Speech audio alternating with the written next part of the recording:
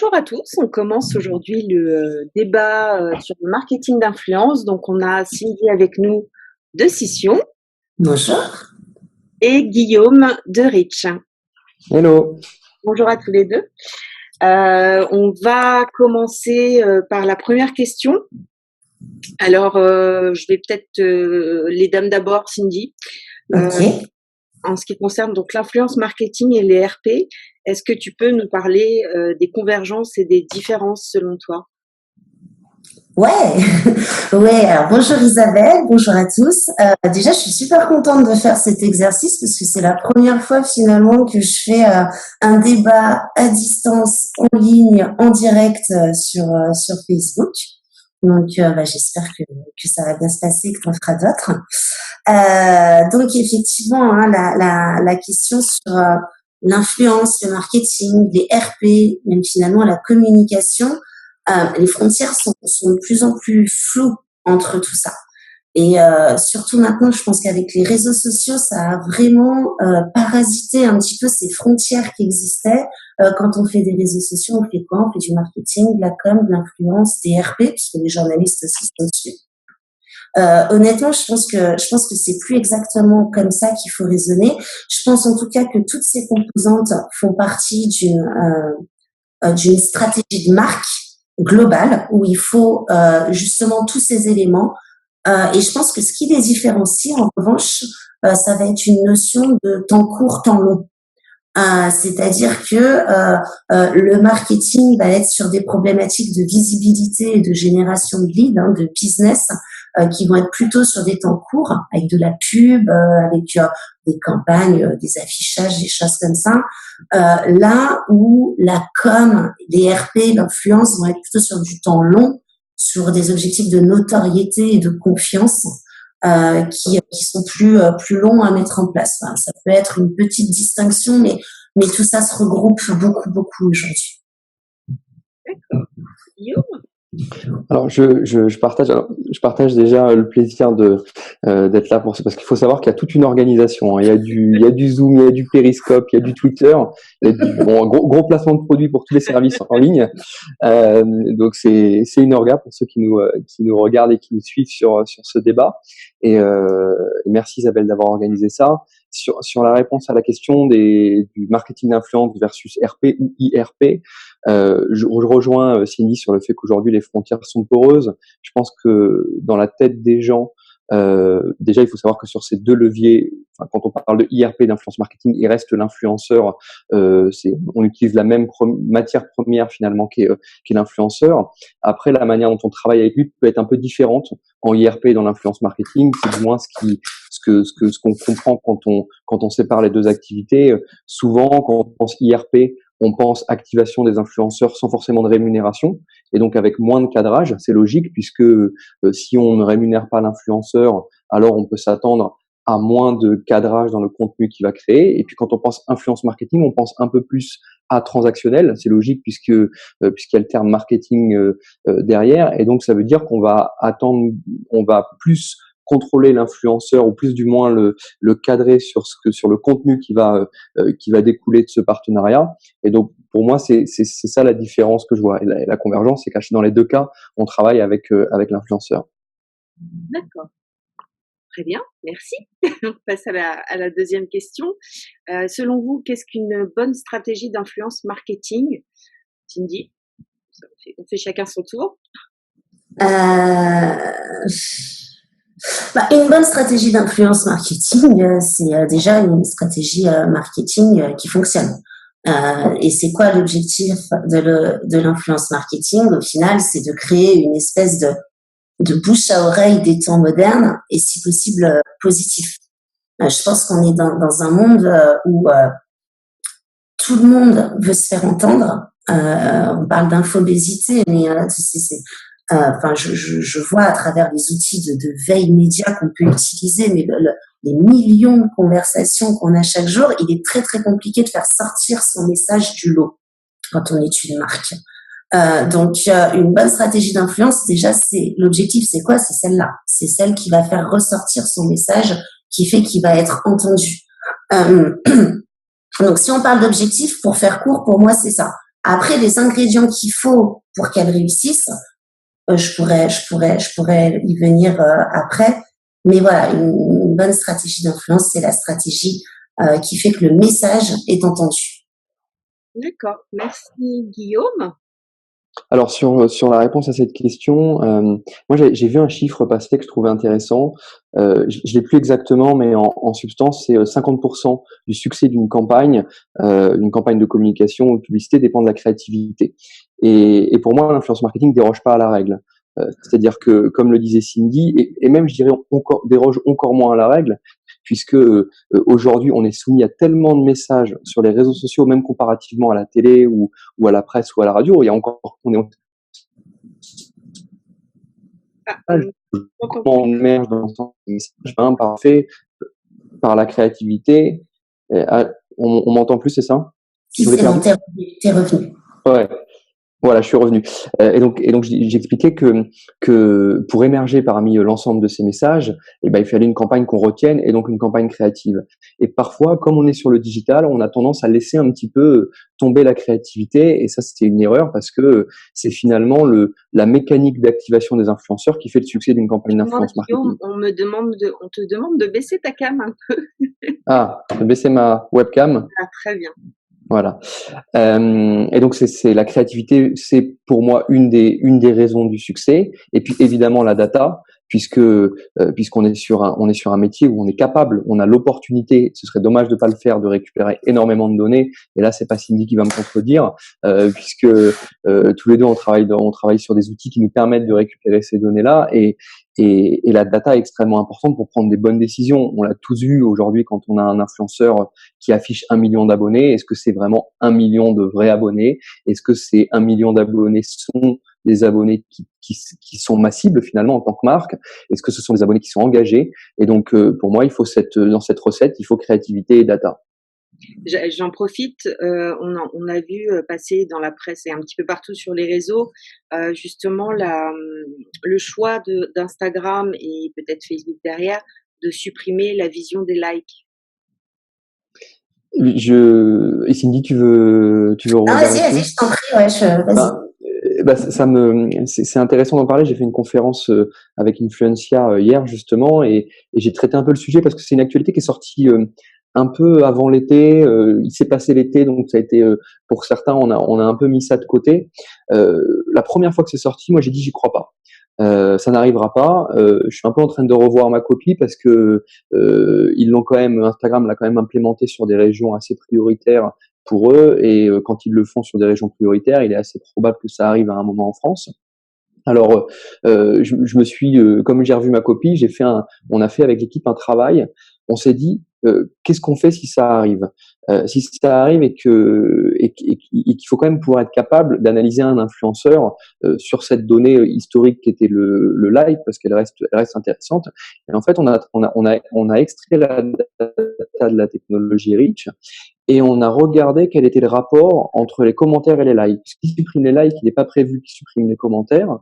Et donc, on a trouvé le ratio qu'il y avait selon les typologies d'influenceurs entre le nombre de commentaires et le nombre de likes. Je vous fais pas toutes, parce qu'il y a des valeurs médianes, des valeurs moyennes, des écarts types. Je vais pas vous encombrer la tête avec ça, mais s'il faut retenir un chiffre, c'est que tout influenceur confondu, retenez qu'il y a en moyenne 30 likes pour un commentaire. Après, ça dépend de la typologie, on peut en parler longtemps, mais voilà, on peut remonter aux likes par les commentaires. D'accord, c'est super intéressant. Moi, je me suis fait la réflexion justement on parle pas mal en ce moment des biais cognitifs et de la preuve sociale. Donc je m'étais posé la question, du coup, est-ce que ça aura pas une vraie incidence, mais est-ce que du coup les likes seront peut-être plus sincères dans le sens où on sera plus influencé par le nombre de likes d'une publication? Complètement. Ça va complètement changer la donne, le like. Vous savez, les likes sur Facebook, c'est un petit peu comme un restaurant plein. Je veux dire, vous passez devant un restaurant plein, vous y rentrez parce que vous vous dites il est plein, donc il doit être bon. Donc, si vous voulez, ça influence déjà. Vous vous dites bon, vous voyez un restaurant vide à 20h. Je sais pas si vous avez envie de mettre les pieds dedans si vous le connaissez pas. Et les likes, c'était un peu ça. C'était oulala, lui, il a beaucoup de likes, donc je vais le suivre également. Donc il aura d'autant plus de likes.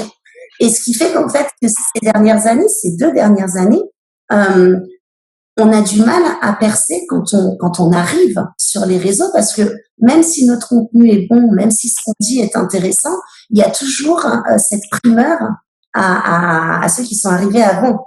Et du coup, c'est peut-être que ça va redistribuer les cartes. Je pense que ça va rendre le jeu un petit peu plus juste et beaucoup plus intéressant. Enfin, c'est mon avis, mais je pense qu'effectivement, ça va permettre de vraiment redistribuer les cartes, de changer les règles du jeu. Et je pense qu'il y aura des perdants et je pense qu'il y en a qui vont très bien s'adapter. Donc, on verra ce que ça donne, mais l'idée est pas mauvaise, je trouve. Je pense que c'est un mal pour un bien. Je pense. Après, pourquoi ils ont fait ça exactement? Tu sais, Guillaume, toi?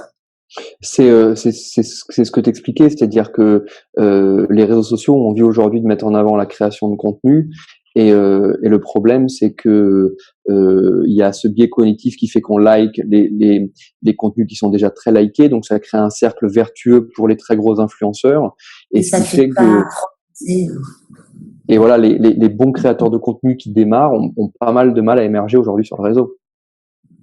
Alors, du coup, je reboucle un petit peu sur ta question quand tu me demandais c'est quoi une bonne stratégie d'influence. Pour que ça fonctionne, je pense qu'effectivement, la créativité et la data sont 2 choses extrêmement importantes. Mais tout ça, pour moi, c'est nécessaire à partir du moment où on a les bons fondamentaux. Et les fondamentaux d'une campagne d'influence, c'est quand même ce que vous avez à dire. C'est votre message et c'est ce que vous donnez.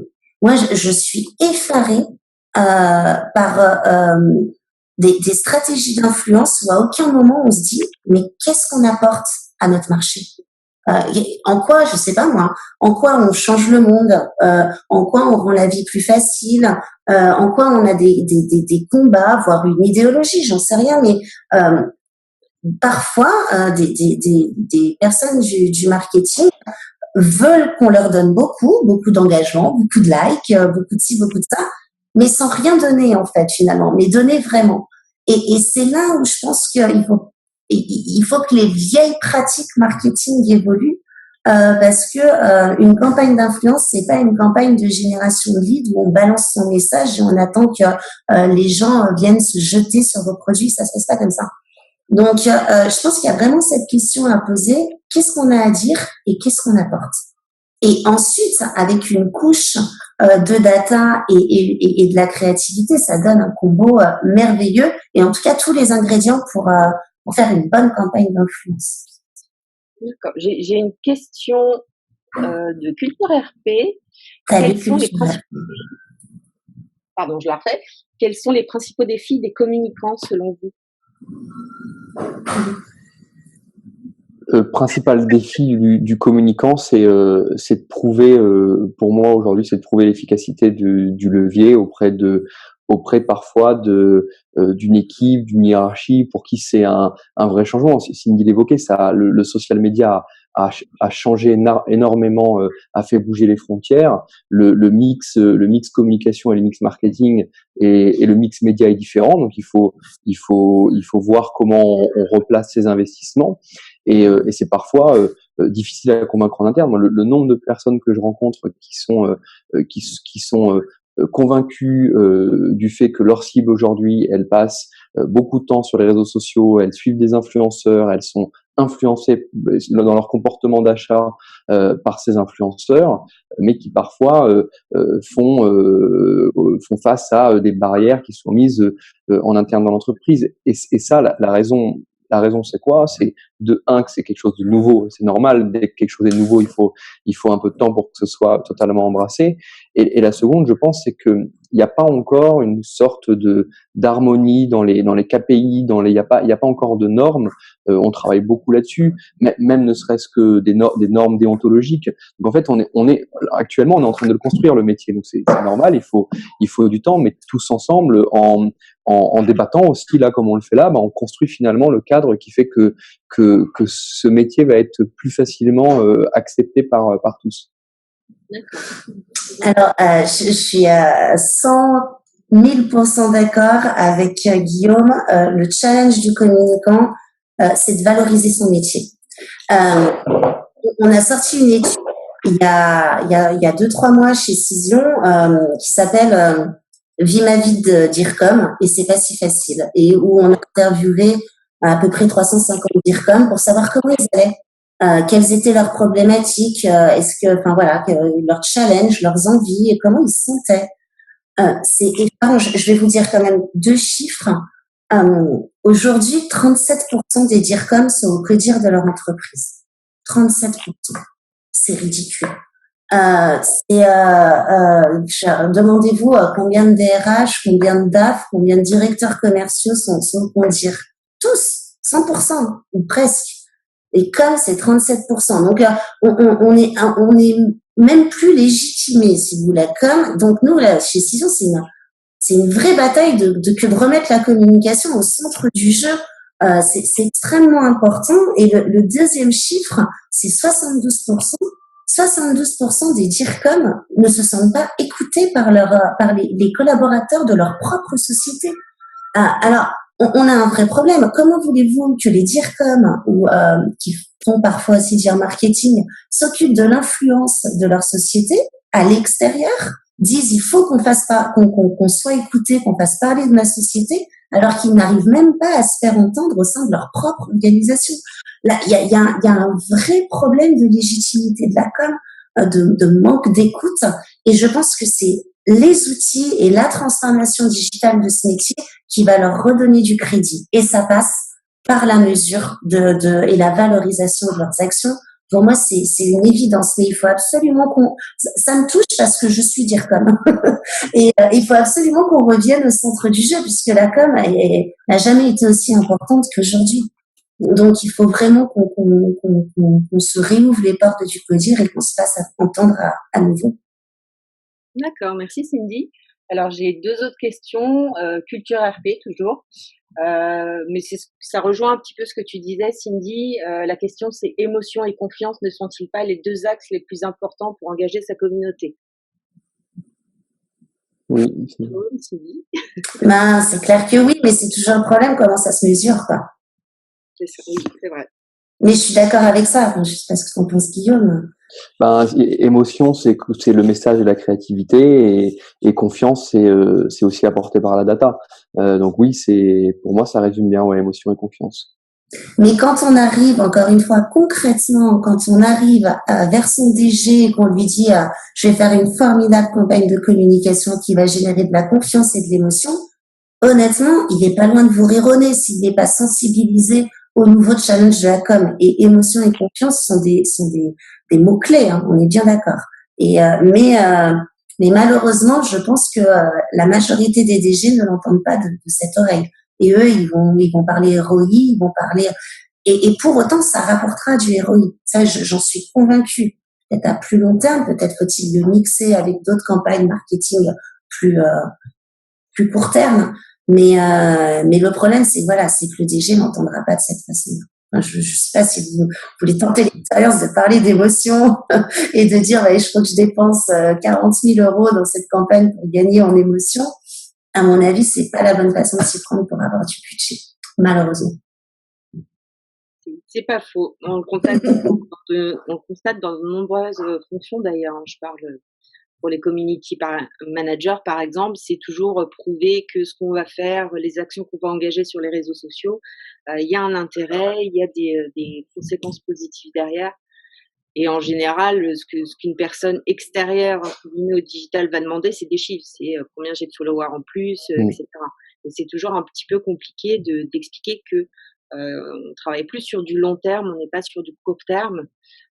C'est pas toujours facile à entendre pour des gens qui sont pas dans le digital et qui doivent aussi rendre des comptes. En tout cas, ce qui est sûr, c'est que je pense que c'est à nous d'aider les clients, enfin les community managers, les directions marketing, à avoir ces chiffres et à amener les bons arguments. Dans un métier qui est neuf comme ça, on peut pas laisser l'annonceur trouver lui-même dans la jungle du marketing d'influence et tous les KPI, ceux qui sont pertinents à montrer dans la campagne. C'est à l'expert de collaborer avec le client pour choisir et montrer les bons KPI. Et les communicants sont assez moteurs et ont vraiment envie de ça. Je pense que moi, quand j'en discute à droite, à gauche avec d'autres personnes du marketing et de la com, on n'a pas peur de la transfo digitale, on n'a pas peur d'être mesuré. Au contraire, en fait, au final, on l'attend. Et il y a eu une époque, je pense qu'il faut se l'avouer. Moi, ça fait 15 ans que je fais de la com maintenant. Quand j'ai démarré la com, on s'est un peu tiré une balle dans le pied. On voulait pas entendre parler de KPI, la com, c'était pour la notoriété. On était complètement différent du marketing. Il fallait pas nous mélanger. Hein. Le marketing était là pour générer du lead, et puis la com, bon, voilà, on était là pour avoir une belle image, etc., etc. Et à force, voilà, de jamais avoir voulu être mesuré et tout ça, et ben, on a été complètement décrédibilisés. Donc, et aujourd'hui, les DIRCOM ont vraiment changé leur mentalité et ont envie de ces mesures, ils ont envie de ces outils, des outils que Guillaume, enfin que Rich, que Cision peut proposer et tant d'autres pour justement aller chercher ces KPI, aller utiliser cette data, cette intelligence artificielle, bref, pour embrasser la transformation digitale. Ils sont demandeurs. Enfin, je sais pas ce qu'en pensent les gens qui nous écoutent, mais je crois vraiment qu'on fait partie d'une catégorie de métiers qui voit la transfo digitale comme une opportunité. D'accord. Alors, j'ai encore une question. Quelle réelle différence entre influenceur, ambassadeur et prescripteur? Il est bon à ça, Guillaume, je crois. Guillaume, on t'écoute. Pour moi, pour moi, on parle de la même chose, c'est-à-dire que bon, déjà le terme influenceur, on l'utilise en France, on continue de l'utiliser mais tout le monde dans le métier se dit que c'est pas le bon terme. C'est pas le bon terme pour décrire le vrai métier de ces gens-là. En fait, ces gens-là, qu'est-ce qu'ils font? Et je l'ai souvent dit, aux États-Unis, on les appelle des créateurs de contenu ou des talents. Ces gens-là, parce que ce sont des créateurs de contenu et en général des créateurs de contenu de talent, ils influencent les personnes de leur génération ou les personnes qui les suivent. Et donc le fait qu'ils soient influenceurs est finalement une conséquence de leur vrai métier qui est créateur de contenu. Maintenant, c'est vrai que sur le marché français, on a toujours utilisé ce terme-là et c'est compliqué d'en changer. Et après, la notion d'ambassadeur prescripteur, c'est un peu des synonymes. Alors moi, j'aurais tendance à dire qu'un ambassadeur, si on devait le distinguer d'influenceur, l'ambassadeur, c'est l'étape d'après, c'est-à-dire que on a vraiment réussi à onboarder cet influenceur. En fait, il a une compréhension de la marque pour laquelle il travaille, de la campagne sur laquelle on l'a activé. Il a fait plusieurs opérations et pour moi, là, on est dans une relation longue avec lui et on peut vraiment le considérer comme un ambassadeur de marque. Et puis prescripteur, c'est parce qu'il arrive à générer de l'intention d'achat et donc il influence vraiment sa communauté. Mais ça reste plus ou moins des synonymes. Après, on peut être ambassadeur et salarié. Donc là, on n'est pas un influenceur du digital, on est plutôt on est un ambassadeur de son entreprise parce qu'on est salarié. Donc c'est d'un côté ces mots-là se recoupent et puis de l'autre ils peuvent être des définitions qui viennent de métiers différents. D'accord. C'est vrai que j'aime bien la définition de l'influenceur comme étant un créateur de tendance. C'est-à-dire que voilà, il va pouvoir développer de nouveaux concepts, les lancer. Enfin, je pense que c'est vraiment ça qu'on attend de ce que l'on appelle nous un influenceur. Après, moi, j'ai beaucoup de mal avec ces histoires de macro, micro, nano, je ne sais quoi, je ne sais où ça va s'arrêter. Ces trucs, peut-être c'est trop mathématique pour moi, mais à un moment donné... Pico influence.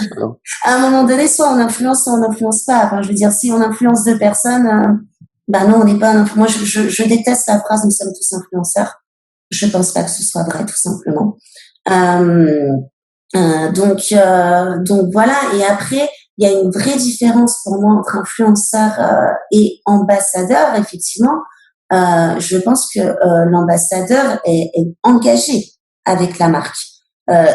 limite contractuellement. Enfin, donc soit c'est un employé, soit c'est quelqu'un avec qui on a un contrat pour être vraiment ambassadeur. Oui, c'est presque contractuel. Il y a un engagement supplémentaire que juste celui qui va dire bah, j'ai testé ce produit ou j'ai testé cette fringue et elle est chouette et je trouve qu'elle taille bien. Là, c'est une certaine influence. Un ambassadeur, c'est parler au nom de la marque. Hein. Donc, je pense qu'il y a une relation d'engagement qui est encore un cran au-dessus. Et quant au prescripteur, oui, c'est un peu lié à l'influenceur. Peut-être le prescripteur a-t-il une vraie, ça peut être un client. Enfin, il y a une vraie légitimité à prescrire. Donc, mais bon, on joue un peu tout ça sur les mots, je pense.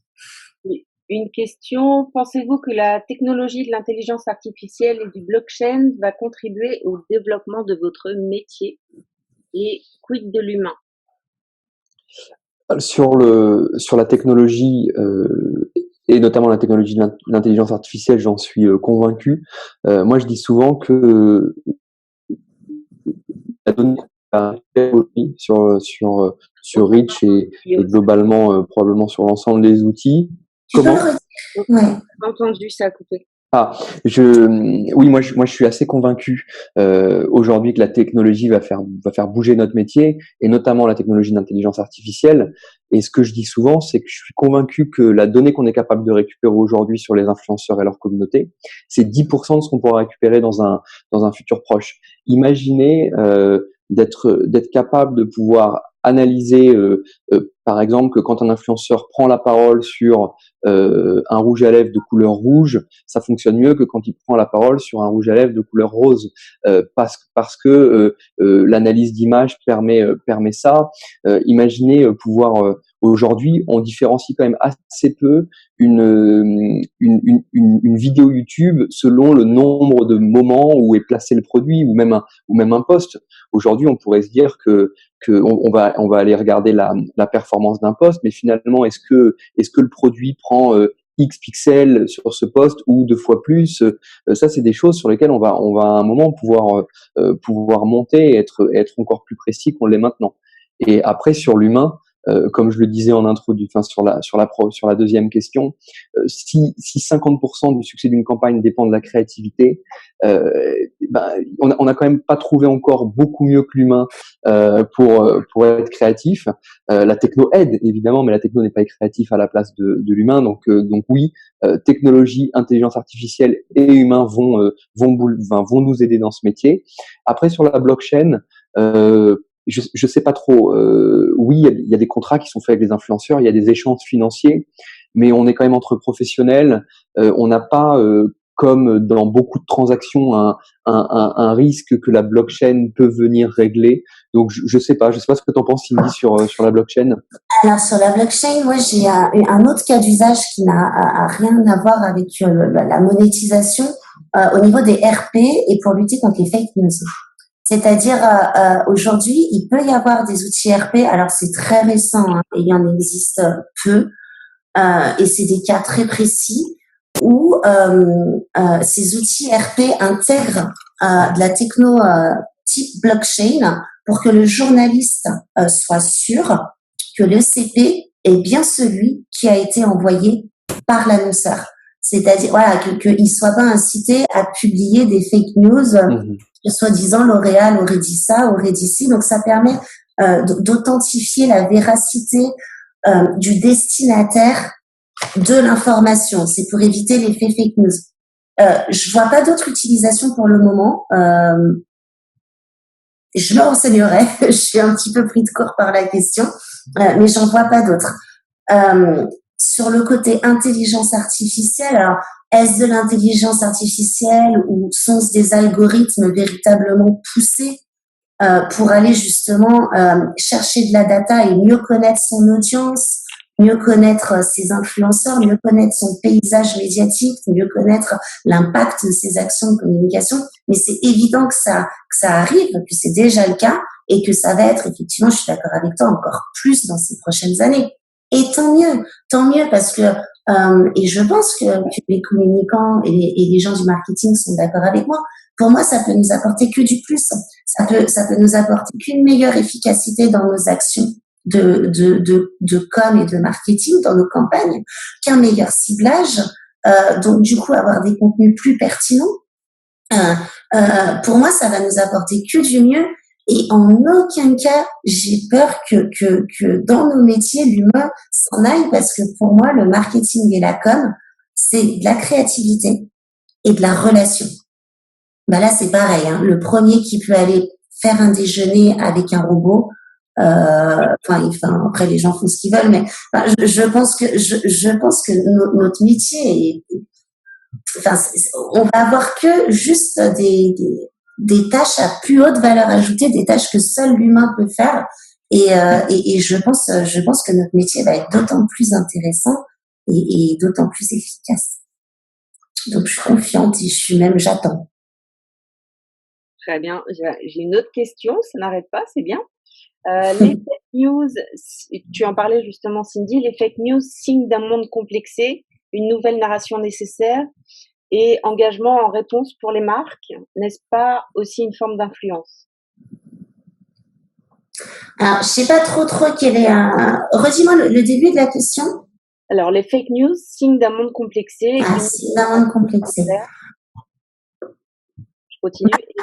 Et engagement en réponse pour les marques, n'est-ce pas aussi une forme d'influence? Alors, un monde complexé, je pense pas nécessairement. Un monde complexe, ça c'est certain. Un monde où tout le monde veut prendre la parole et je crois qu'on a perdu Guillaume. Un monde où tout le monde veut prendre la parole et du coup, parfois malheureusement, on fait plus de bruit en racontant n'importe quoi qu'en racontant la vérité. Donc, je pense qu'il y a ce côté. Parfois, il y a malheureusement des gens qui ont un succès fou et qu'on écoute beaucoup en disant des énormités et des choses très fausses. Donc, et je pense que c'est ça le problème, c'est cette course à comment je vais faire du buzz et plus que ce que je raconte est gros et plus on va m'écouter. Donc, moi, je pense que la réponse pour les marques, c'est effectivement de s'équiper à ce type d'outils pour assurer la véracité de l'information qu'elle délivre. Et aussi de surtout faire en sorte de ne pas donner l'occasion à ce que les personnes qui racontent n'importe quoi aient trop de portée. Et on reboucle sur la stratégie d'influence, qui est aussi une stratégie de confiance, qui fait que si la marque a instauré une confiance suffisamment forte, je pense qu'elle aura de la crédibilité si demain il lui arrive quelque chose et qu'on raconte n'importe quoi sur elle et qu'elle dit non, ceci n'est pas avéré.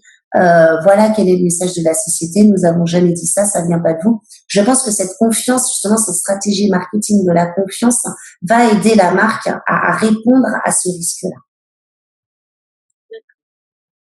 Il y a d'autres questions encore. Quels sont les key learnings qu'on peut avoir du fameux scandale Fyre Festival? Plein de key learning. Alors le premier key learning, en fait, c'est même pas finalement un key learning, c'est-à-dire que aujourd'hui, si on regarde les influenceurs qui ont pris la parole sur le Fyre Festival, c'était que des influenceurs, des top influenceurs avec des millions d'abonnés qui finalement moi, je trouve que ça remet toujours un peu en avant le côté un peu plus influenceur de proximité. Enfin, moi, ce que j'appelle la mid-tail, du qui on est plus proche et donc dont on est plus sûr que on est plus convaincu que sa prise de parole que la parole est prise sur quelque chose qui va vraiment nous plaire. Après, ce qui est hyper intéressant dans ce que je suis avec beaucoup d'intérêt dans le cas du Fyre Festival, c'est le côté juridique qui s'ensuit. En fait, aujourd'hui, on a aux États-Unis, il y a eu une décision de justice. Les influenceurs ont été tenus responsables d'avoir pris position sur l'événement, enfin d'avoir communiqué sur cet événement. Et c'est quand même assez intéressant parce que on t'entend plus ça. Sur le côté éthique, et d'ailleurs tu vas. Ah, je suis désolé, Vous m'entendez là? Est-ce que vous m'entendez? Ouais. Ouais. Donc, ce que je disais, c'est que moi, je suis vraiment sur le Fire, pour résumer, je suis vraiment avec intérêt ce qui va suivre en termes de juridique et comment c'est en train de reformer un peu les règles éthiques de la prise de parole de l'influenceur. Est-ce que l'influenceur va devenir responsable de sa prise de parole et de la marque surtout ou du service qu'il promeut? C'est-à-dire que est-ce que quand je fais la promotion d'un produit de beauté ou d'un produit ou de n'importe quel produit et que ce produit ne tient pas ses promesses, que j'ai été rémunéré pour ça, que je le marque comme un partenariat, est-ce que je suis responsable de ça? C'est extrêmement intéressant. Très bonne question, effectivement. Alors, j'ai une nouvelle question de Matarus, encore. Je suppose qu'il parle des fake news et du fameux scandale du festival.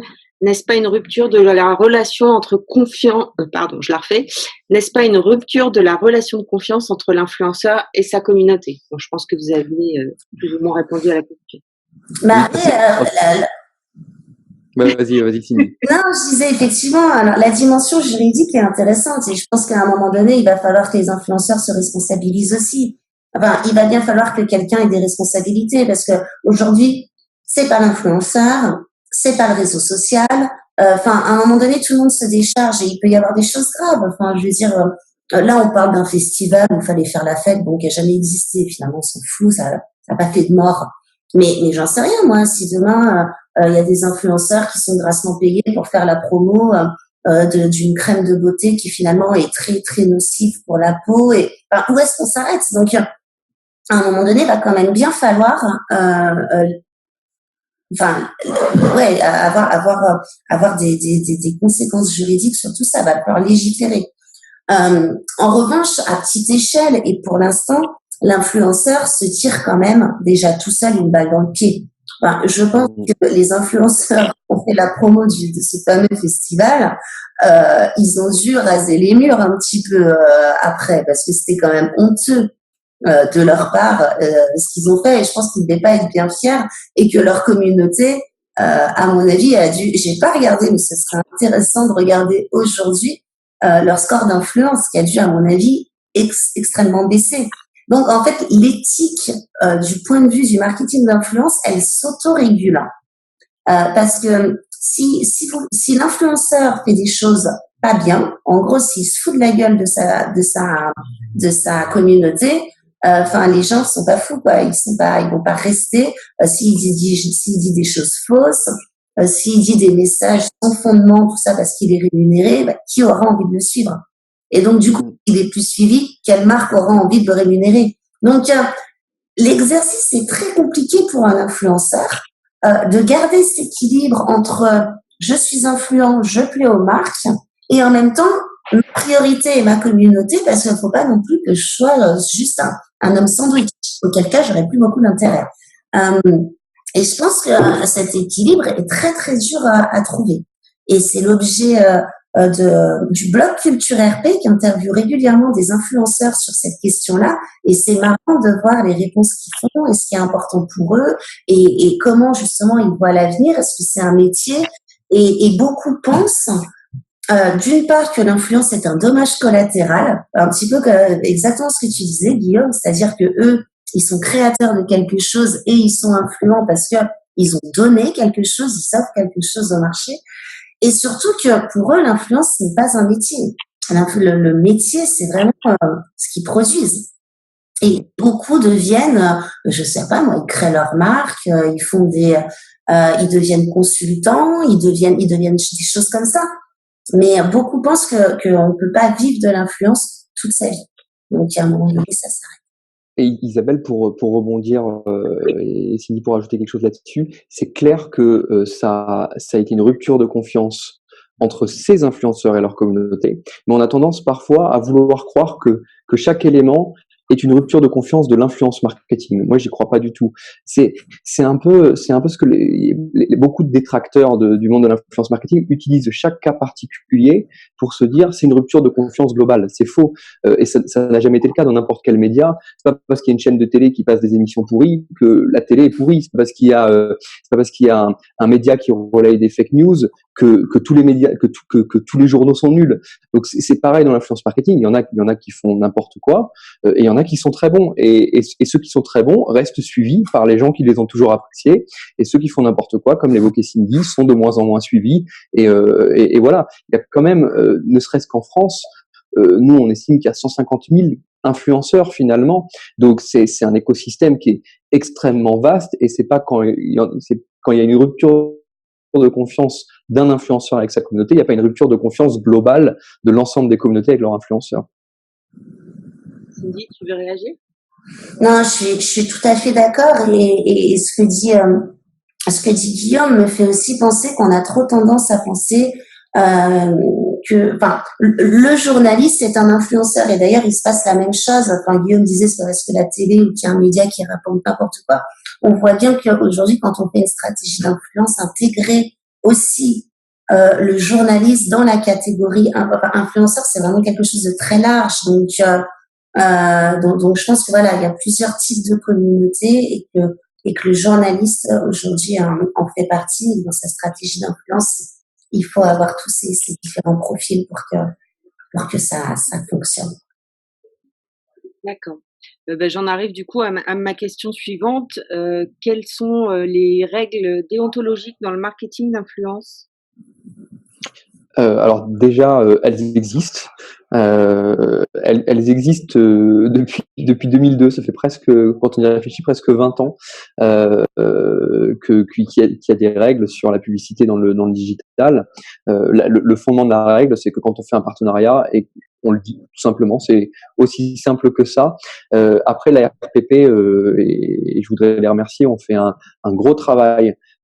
Parce que c'est vrai que la règle juridique pouvait être interprétée de manière assez différente, et donc la RPP a donné des préconisations. Donc l'autorité de régulation de la publicité a donné des préconisations en 2017 qui sont assez claires, et qu'on pourrait résumer avec la phrase suivante: s'il y a un engagement réciproque, et le terme d'engagement réciproque est important, c'est-à-dire que s'il y a contrôle de part et d'autre entre la marque et l'influenceur, s'il y a un engagement réciproque, alors la divulgation de la publicité doit être explicite et instantanée.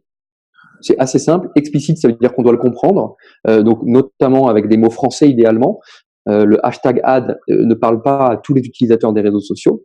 Donc explicite et instantané, c'est-à-dire qu'on doit le savoir tout de suite. On n'a pas à avoir à attendre la fin de la vidéo, on n'a pas à dérouler du texte pour voir que c'est un partenariat. Donc ça, c'est la bonne pratique. Après, il y a des pratiques améliorables. Si c'est pas instantané, si c'est pas totalement explicite, on est encore en train de construire ce métier. Donc il y a des pratiques qui sont améliorables. Et puis évidemment, il y a des mauvaises pratiques quand on le dit pas. Et voilà la règle éthique, en tout cas du moins sur la divulgation de la publicité, parce que l'influence marketing ne déroge pas aux règles publicitaires plus globales. Je pense à la loi Evin, je pense à l'autorité des marchés financiers, enfin la règle sur la communication financière. Enfin après il y a des règles publicitaires globales, et l'influence marketing n'y déroge pas. Effectivement, on va sur un alignement complet, et tant mieux, parce que c'était pas normal que les règles soient différentes sur la pub dans les médias tradis que sur les réseaux sociaux. Donc on va sur un alignement complet des règles, même si on n'y est pas encore tout à fait sur certains points. Je pense par exemple à la protection des enfants. Quand j'en sais rien, moi je suis de la génération Jordi là, qui chantait quand il avait 4 ans, l'argent qu'il a accumulé lui revenait à lui, pas aux parents. Aujourd'hui, quand vous êtes une blogueuse maman, et que vous avez plein de cadeaux, et que vous êtes payé pour habiller votre enfant comme ça, machin et tout, la rémunération va aux parents, et finalement l'enfant n'a rien. Donc voilà, il y a encore des petites différences, c'est un cas parmi d'autres, mais effectivement la RPP a bel et bien décidé d'aligner tout ça, et c'est très bien. Donc l'éthique, oui, en termes d'éthique et de déontologie, déjà c'est vraiment de signifier quand le partenariat est payant, et c'est pas grave. Enfin, je pense que l'internaute peut comprendre que l'influenceur soit rémunéré pour avoir fait tel ou tel travail, ou le média. Moi, je fais par exemple parfois des articles sponsorisés dans certains médias traditionnels. C'est écrit. J'ai une interview avec le journaliste, il fait son article, c'est écrit, et c'est normal à un moment donné de rémunérer soit le média, soit de rémunérer l'influenceur parce qu'il a créé quelque chose pour vous, il a créé un article, il a testé un produit, il a fait un shooting photo, un travail ça se rémunère quoi. Enfin, donc je pense que l'internaute est capable de le savoir à partir du moment où ce qui est réalisé est de bonne qualité. Donc moi je vois pas le problème avec tout ça. Je prends souvent cet exemple parce que je le trouve génial et parce qu'il touche les médias tradis. Hein. Comme quoi, je vous dis, l'influence, c'est aussi les médias. C'est aux États-Unis où pour la sortie de Narco, et ben la boîte d'édition de Narco, donc cette série sur le trafic de drogue, avait donné des fonds au Washington Post pour faire une vraie enquête sur justement le trafic de drogue au Mexique et tout. Donc tout le monde avait été gagnant parce que le reportage avait été passionnant, les journalistes avaient les moyens d'enquêter. Enfin, et ce reportage est sorti juste avant la série Narco, donc pour mettre les gens un petit peu dans l'ambiance. Donc c'était une campagne marketing extrêmement bien réalisée où médias et annonceurs ils se sont mis ensemble, il y a eu de l'argent d'échanger et au final ça a donné lieu à un formidable reportage sur les narcotrafiquants au Mexique. Donc et alors il y a eu du business derrière tout ça, mais au final ce qui compte c'est le rendu. Donc moi je pense qu'il faut savoir accepter aussi de payer un bon travail, une bonne création. Tout travail, mais le salaire.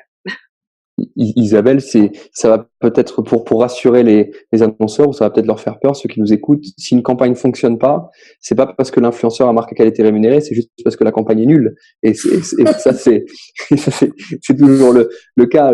On pense parfois que parce qu'on a mis sponsorisé par, ça va affecter les KPI. Non, c'est juste que la campagne est pas créative, que l'influenceur n'a pas été impliqué, que les contenus sont pas réfléchis, c'est pas, comme tu dis Cindy, que c'est pas gagnant-gagnant, quoi, qu'on n'apporte rien à l'audience, on fait un placement produit bête et méchant, qui en plus ne s'intègre même pas dans les lignes édito, et voilà, ça donne de mauvaises campagnes, de mauvais KPI, et c'est pas parce que c'est écrit en partenariat avec.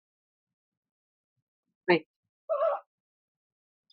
J'ai une autre question. Selon vous, pourquoi la voix, le podcast dans son écoute, s'inscrivent-ils dans une relation d'influence émotionnelle et marketing de proximité?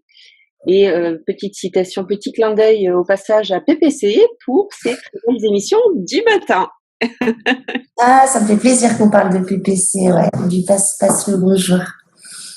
Honnêtement, j'ai du mal à répondre à cette question. Je sais pas.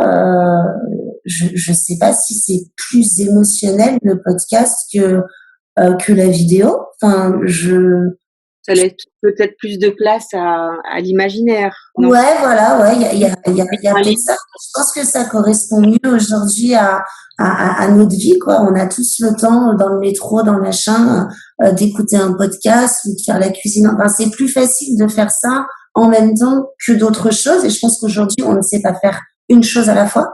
Je crois qu'on sait plus faire. Donc, du coup, le podcast, ça permet de faire d'autres choses. Donc, je pense que c'est aussi pour ça que ça fonctionne.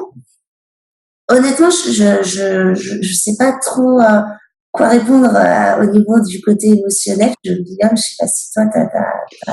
Je t'avoue que je suis pareil, pas un expert sur le sujet. Je vois les chiffres du podcast et je suis impressionné. Je pense en effet que on est une génération. Moi, je le vois quand je regarde des vidéos YouTube. En fait, je regarde pas des vidéos YouTube, j'écoute des vidéos YouTube. Et donc c'est vrai qu'on aurait pu prévoir même plutôt l'émergence de ce format, parce que je pense que je suis pas le seul à être comme ça, à avoir mon téléphone qui tourne et à faire autre chose, et la vidéo qui est là mais qui sert pas. C'est le cas sur plein de thématiques où la vidéo n'apporte pas beaucoup de choses de plus que ce qu'on entend. Donc je suis très impressionné par les chiffres qu'on voit sur l'émotionnel qu'apporte le podcast, notre capacité à se souvenir de ce qui est dit. Donc je suis vraiment impressionné. Après, j'en suis pas un expert et donc je pourrais pas répondre plus à la question. En tout cas, ce qu'il y a de sûr, c'est que le podcast a du mal à rentrer dans les stratégies d'influence parce qu'on sait pas. C'est vrai. comment le monétiser justement? Est-ce que du coup, faut faire une espèce de pub radio pour sponsoriser un podcast? Enfin, comment là, c'est pareil. On a l'influence, c'est encore mal immiscé là-dedans. On va trouver, hein, je pense qu'on va trouver une façon intelligente de le faire, ou des façons plus lourdes qui marcheront pas. Hein, on saura bien en trouver aussi, il n'y a pas de souci. Mais pour l'instant, ça reste encore un peu vierge du point de vue du marketing d'influence, le podcast. C'est très pur aujourd'hui. Et bon, on sait tous que ça va pas durer. Merci. Je vais passer du coup à la prochaine question qui m'intéresse tout particulièrement et je pense beaucoup de monde. Est-ce que l'influence est pour tout type d'annonceurs ou d'industrie et est-ce que c'est plutôt B2B, B2C? Pour moi, à partir du moment où on a quelque chose à dire, et ça reboucle avec la première réponse, quand on a quelque chose à dire, on peut faire du marketing d'influence, on peut avoir un influenceur qui porte un message. Donc ça peut toucher toutes les industries. Après, c'est sûr que on fait pas la même chose dans le marketing d'influence en B2B et en B2C. On va pas faire du placement de produits en B2B, ça paraît compliqué, sauf cas exceptionnel. Et puis après, nous, ce qu'on voit, pour parler vraiment concrètement, on voit que quand on fait des campagnes B2B, on a en choix, en général, moins d'influenceurs, et donc on essaie de les impliquer beaucoup plus dans la campagne. On va aller beaucoup plus loin avec les influenceurs, leur faire souvent prendre la parole, faire beaucoup plus de répétitions qu'on ne le ferait dans une campagne B2C. C'est ce qu'on voit vraiment en différence opérationnelle. Et puis aussi dans les différences importantes en opérationnel, c'est que souvent, moi, dans les campagnes B2B, j'utilise plus la capacité de créer de l'influenceur B2B plutôt que sa diffusion. J'ai tendance à utiliser, je vais vous donner un exemple très concret. J'ai un influenceur qui peut être expert d'un sujet B2B, je vais lui faire écrire un livre blanc, et puis ensuite je vais diffuser ce livre blanc avec les moyens de diffusion traditionnels de l'annonceur. Donc j'utilise finalement plus la créativité de l'influenceur B2B que sa capacité de diffusion. C'est comme ça qu'opérationnellement, moi, je distingue un peu les campagnes B2B de B2C. Cindy, peut-être tu as une vision différente. Moi, je pense. Le marketing d'influence, c'est clairement B2B et B2C. Hein. Pour moi, c'est une évidence, puisque pour moi, le marketing d'influence n'est finalement qu'un bouche à oreille. Donc, Dieu sait que ça marche en B2B et on sait bien que ça marche en B2C. En revanche, je suis d'accord avec toi, c'est pas du tout la même stratégie. Déjà, c'est pas les mêmes canaux. Enfin, on le sait, en B2B, on va privilégier du LinkedIn, du Twitter, la presse pro, qui va très bien. D'ailleurs, on a une crise des médias, mais la presse pro se porte bien. Et ce sont donc on a des différents canaux. Hein, on va pas aller sur Instagram. Et on a aussi les différents types d'influenceurs. Ce que je disais, on va pas aller. On est plutôt sur des experts métiers et sur des journalistes. Les influenceurs B2B sont souvent des experts dans le métier, qui est des gens qui font le même métier et qui ont en plus une caisse de résonance un peu plus forte. Donc voilà, donc il y a des différences et je pense que la notion de crédibilité et d'expertise est primordiale en B2B, mais vraiment de loin. Et puis finalement la forme et la créativité dans la forme et dans la nouveauté du message ou des choses comme ça est peut-être un tout petit peu moins importante tant qu'il y a du crédit et de l'expertise et du fond dans ce qui est dit. Donc voilà, mais sinon ça marche évidemment dans les deux cas. Et d'ailleurs là début octobre, je vais aux rencontres internationales du marketing B2B à Marrakech pour parler influence auprès de tous les directeurs marketing B2B de France qui y seront, à peu près 300-400. Et donc voilà, donc c'est des problématiques qui animent le B2B. Hein. Guillaume et moi, on est dans le B2B, hein, nos solutions, on les vend à des entreprises et je pense que on fait notre marketing est à 80% basé sur l'influence, le contenu, ce genre de choses. Donc bien sûr, ça marche pour les deux. Très bien, merci. Dernière question, puisqu'on arrive pas loin des 1 heure. Bravo pour le timing, Isabelle. Ouais, ça passe vite. J'essaye. Sans répétition. Exactement. Donc, dernière question, quel est l'avenir de l'influence? J'ai fait un sujet de conférence là-dessus avec le média Influencia. Pour moi, l'avenir de l'influence, c'est le contenu. Alors bon, il y a plein d'avenirs dans l'influence, mais celui à plus court terme, je dirais le contenu, c'est-à-dire que ce que j'expliquais, qui est que l'influenceur, il est à la fois créateur de contenu et diffuseur. Au tout début de l'influence, on le considérait finalement plus comme diffuseur.